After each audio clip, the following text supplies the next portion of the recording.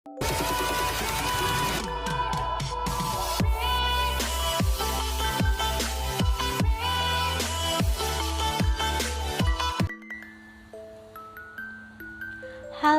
saya Indah Wulandari Anggraini dari Prodi Akuntansi Reguler Sore. Kali ini saya akan menyampaikan tentang materi etika bisnis. Dosen pengampu yaitu Bapak Muhammad Taufan Nugroho, SSI MM, Universitas Pancasakti Bekasi. Materi pembahasan yaitu ada pasar persaingan yang terdiri dari pasar bebas, monopoli, oligopoli, monosopsoni, oligopsoni.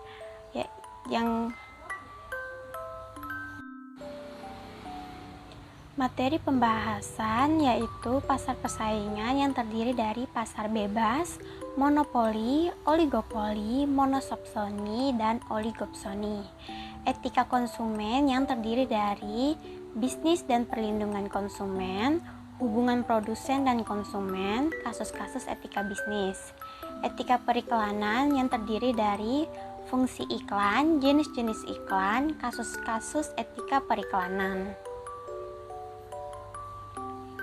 Pasar bebas merupakan pasar di mana para penjual dan pembeli memiliki kebebasan dalam memutuskan masalah perdagangan dan bisnisnya. Segala bentuk kebijakan tidak memiliki patokan atau paksaan dari pihak lain atau pemerintah. Ciri-ciri pasar bebas: 1. Kepemilikan alat dan sumber produksi bebas dimiliki oleh semua pihak. 2. Terdapat pembagian kelas dalam perekonomian masyarakat. 3. Adanya persaingan untuk mendapatkan keuntungan sebesar-besarnya. 4. Campur tangan dari pemerintah terbatas. Tujuan pasar bebas: 1. Meningkatkan pendapatan negara. 2. Meningkatkan perekonomian negara. 3. Memperluas pasar. 4. Memenuhi kebutuhan dalam negeri. Manfaat pasar bebas. Melalui pasar bebas, perekonomian negara tentu akan semakin tumbuh berkembang karena adanya kebebasan untuk setiap orang agar dapat mengelola sumber daya produksi yang dimiliki untuk memperoleh kekayaan. Hal ini tentu juga akan meningkatkan kreativitas masyarakat serta produsen untuk menghasilkan produk-produk yang berkualitas agar bisa bersaing di pasar internasional. Pasar bebas menciptakan persaingan yang jauh lebih ketat di antara para perusahaan. Pasar bebas juga dinilai efektif dan efisien bagi pengusaha karena tindakan yang mereka lakukan berdasarkan prinsip ekonomi masing-masing.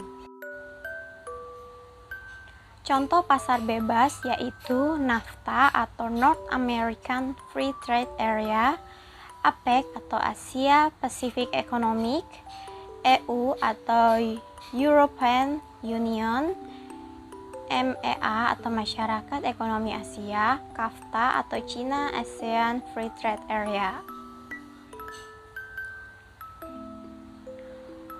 Pasar monopoli adalah suatu bentuk pasar di mana hanya ada satu perusahaan saja.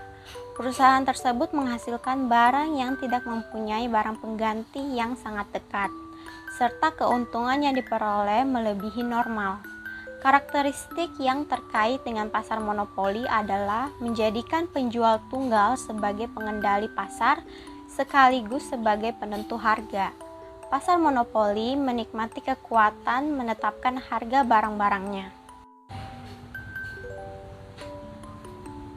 Contohnya PT Perusahaan Listrik Negara atau PLN, PT Pertamina, PT Kereta Api Indonesia, PT Pelayaran Nasional Indonesia, Perusahaan Daerah Air Minum atau PAM, Badan Urusan Logistik. Oligopoli salah satu bentuk persaingan yang tidak sempurna, di mana hanya terdapat beberapa produsen atau penjual dengan banyak pembeli di pasar. Praktik oligopoli umumnya dilakukan sebagai salah satu upaya untuk menahan perusahaan-perusahaan potensial untuk masuk ke dalam pasar. Tujuan dari pasar oligopoli ialah agar konsumen dapat memilih produk sesuai dengan keinginannya. Oleh karena hal ini membuat peningkatan kesadaran produsen untuk memuaskan kebutuhan konsumen dan perusahaan terus melakukan inovasi dan pengembangan produk semakin lebih baik. Jenis pasar oligopoli yaitu oligopoli murni adalah pasar di mana barang yang diperjualbelikan bersifat identik, misalnya semen dan air mineral. Oligopoli terdiferensiasi adalah pasar dengan barang yang homogen namun dapat dibedakan, misalnya sabun, sepeda motor, dan laptop. Monosopsoni. Monosopsoni adalah bentuk pasar yang di dalamnya hanya terdapat satu penjual dan satu konsumen yang menjadi pembeli tunggal. Kelompok pengusaha selaku pembeli tunggal ini menguasai pasar komoditas dan dapat memunculkan potensi persaingan tidak sehat. Monosopsoni merupakan sebuah kebalikan dari monopoli yang dikuasai oleh satu penjual besar. Kelebihan pasar monopsoni yaitu kualitas produk terjamin karena pembeli hanya mau membeli barang yang berkualitas. Penjual termotivasi untuk selalu melakukan inovasi terhadap usahanya. Penentuan harga lebih mudah karena tidak terpengaruh.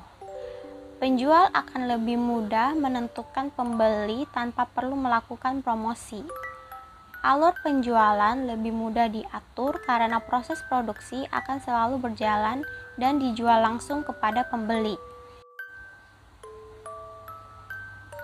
Kekurangan pasar monopsoni yaitu pembeli berlaku semena-mena khususnya dalam penentuan harga. Keluhan penjual tidak didengar karena pembeli terlalu egois memikirkan keuntungan yang didapatnya. Masalah ekonomi hanya ditanggung penjual seperti inflasi, deflasi, hingga kelangkaan bahan baku. Oligopsoni adalah keadaan suatu pasar yang hanya memiliki sedikit pembeli. Produk yang ditawarkan dapat sejenis maupun beragam dengan adanya persaingan harga dan non-harga. Pada pasar oligopsoni, informasi tentang produk sangat sedikit sehingga terjadi ketergantungan satu sama lain antar pedagang. Dalam oligopsoni, para konsumen membuat kesepakatan bersama untuk menguasai pembelian komoditas. Harganya dapat dikendalikan. Produsen tidak punya pilihan lain selain menjual produknya ke para konsumen ini. Bisnis dan perlindungan konsumen. Perlindungan konsumen adalah keseluruhan peraturan dan hukum yang mengatur hak dan kewajiban konsumen dan produsen yang timbul dalam usahanya untuk memenuhi kebutuhannya dan mengatur upaya-upaya untuk menjamin terwujudnya perlindungan hukum terhadap kepentingan konsumen. Hak konsumen terdiri dari hak dalam memilih barang, hak mendapat kompensasi dan ganti rugi, hak mendapat barang atau jasa yang sesuai, hak menerima kebenaran atas segala informasi pasti, hak pelayanan tanpa tindak diskriminasi. Hubungan produsen dan konsumen. Hubungan secara langsung, hubungan antara produsen dengan konsumen dilaksanakan dalam rangka jual beli. Jual beli sesuai pasal 1457 KUHP Perdata adalah suatu perjanjian dengan mana pihak yang satu mengikatkan dirinya untuk menyerahkan suatu kebendaan dan pihak lain untuk membayar harga yang telah dijanjikan. Dari pengertian ini maka terdapat unsur perjanjian, penjual dan pembeli, harga dan barang. Hubungan tidak langsung. Pada awal sejarah manusia, transaksi bisnis terjadi secara langsung antara produsen dan konsumen. Seiring dengan revolusi industri, transaksi usaha berkembang ke arah hubungan yang tidak langsung melalui suatu mata rantai distribusi dari pelaku usaha disalurkan atau distribusikan kepada agen, lalu ke pengecer, baru sampai ke konsumen.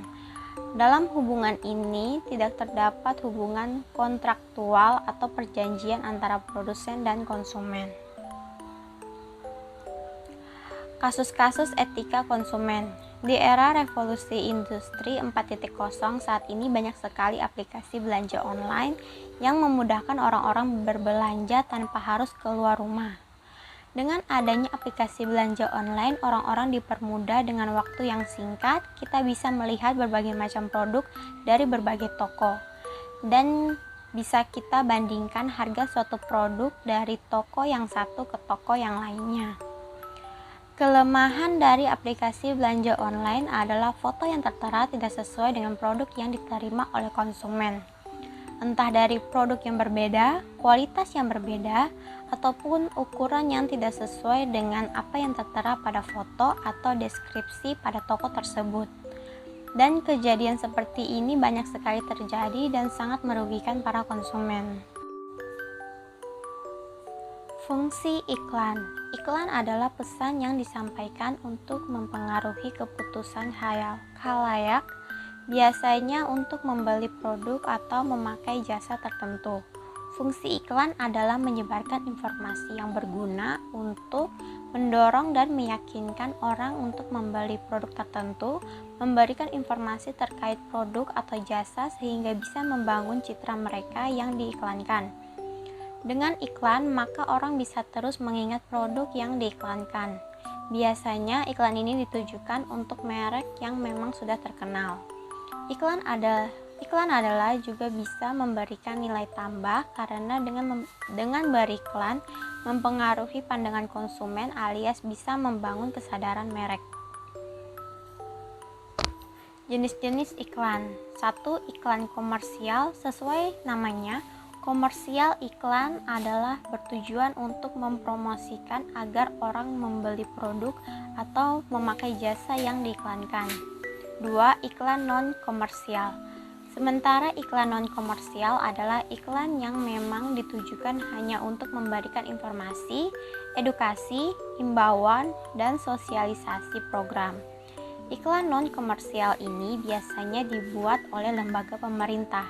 Contoh iklan yaitu iklan cetak, yaitu iklan yang dipasang dan dibuat menggunakan teknologi cetak. Contohnya yaitu surat kabar, baliho, poster, spanduk, dan lain sebagainya. Iklan baris adalah iklan yang terdiri beberapa baris kata atau kalimat saja. Iklan ini biasanya ditemukan di koran. Iklan kolom. Iklan ini memiliki lebar satu kolom namun lebih tinggi dibandingkan iklan baris. Contoh dari iklan ini adalah iklan kolom adalah advertorial. Iklan display merupakan iklan yang lebih luas dari iklan-iklan kolom dalam menampilkan sesuatu. Contoh iklan display yaitu iklan radio dan iklan televisi. Kasus-kasus etika periklanan. Iklan Lifebuoy. Pada tahun 2013, Lifebuoy meluncurkan iklan berjudul 5 tahun bisa untuk NTT yang dibintangi oleh Padji Pragiwaksono. Iklan itu bercerita tentang kebiasaan warga desa Bitobe, NTT yang masih kurang memiliki kesadaran dalam menjaga kesehatan. Kurangnya kesadaran warga dalam menjaga kebersihan memunculkan berbagai macam penyakit seperti diare yang mengakibatkan meninggalnya 1 dari 4 balita di NTT. Kemudian, iklan itu mengajak masyarakat untuk berpartisipasi dengan memberikan donasi untuk mengajarkan pola hidup bersih kepada warga desa Bitobe di NTT. Beberapa pihak melayangkan protes dan mendesak Lifebuoy untuk mencabut penayangan iklan di stasiun televisi. Iklan itu dinilai telah mengeksploitasi kemiskinan di NTT dan tidak mencerminkan kondisi yang sesungguhnya.